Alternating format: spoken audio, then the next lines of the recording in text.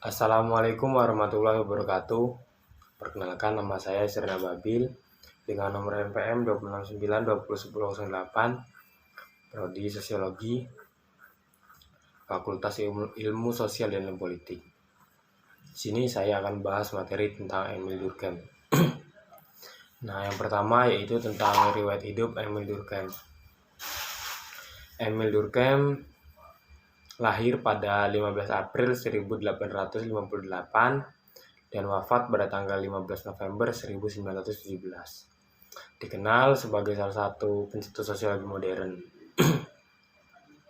Ia mendirikan fakultas sosiologi pertama di sebuah universitas Eropa pada tahun 1895 dan menerbitkan salah satu jurnal pertama yang diabdikan kepada ilmu sosial, Ligne Sociologique, pada tahun 1896. Nah, Durkheim dilahirkan di Epinal, Prancis yang terletak di Lorraine. Nah, Emil Durkheim adalah mahasiswa yang cepat matang. Ia masuk di École Normale Supérieure pada tahun 1879. Angkatannya adalah salah satu yang paling cemerlang pada abad ke-19, dan banyak teman-teman sekelasnya seperti Jean Jaurès dan Henri Bergson kemudian menjadi tokoh besar dalam kehidupan intelektual Prancis.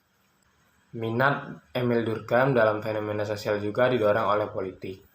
Kekalahan Prancis dalam Perang Prancis-Prusia telah memberikan pukulan terhadap pemerintah Republik yang sekuler.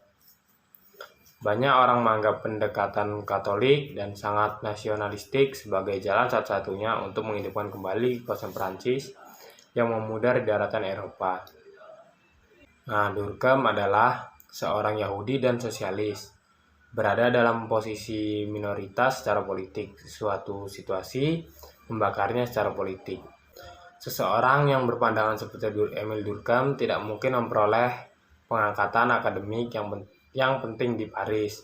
Dan karena itu, setelah belajar sosiologi selama setahun di Jerman, ia pergi ke Bordeaux pada tahun 1887. Yang saat itu baru saja membuka pusat pendidikan guru yang pertama di Prancis.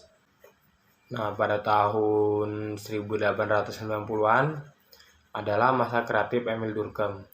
Pada 1893, ia menerbitkan pembagian kerja dalam masyarakat, pernyataan dasariahnya tentang hakikat masyarakat manusia dan perkembangannya. Pada tahun 1895, ia menerbitkan aturan-aturan metode sosiologis, sebuah manifesto yang menyatakan apakah sosiologi itu dan bagaimana ia harus dilakukan. Ia pun mendirikan jurusan sosiologi pertama di Eropa di Universitas Bordeaux. Nah, pada tahun 1902, Emil Durkheim akhirnya mencapai tujuannya. Ia memperoleh kedudukan terhormat di Paris ketika ia menjadi profesor di Sorbonne. Kemudian ada pula solidaritas mekanik dan organik. Emil Durkheim menyatakan bahwa solidaritas mekanik identik dengan masyarakat tradisional, sedangkan solidaritas organik identik dengan masyarakat modern. Dalam solidaritas mekanik, masyarakat diikat oleh sebuah konsep yang bernama kesadaran kolektif, atau seluruh kepercayaan yang perasaan bersama dianggap umum dalam sebuah masyarakat.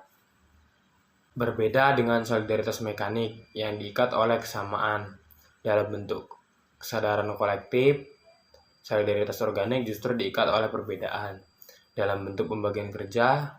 Dalam solidaritas organik, setiap orang memiliki tugas yang spesifik dan saling bergantung antara satu dengan yang lainnya. Nah, mungkin hanya itu yang dapat saya sampaikan. Kurang dan lebih saya mohon maaf. Wassalamualaikum warahmatullahi wabarakatuh.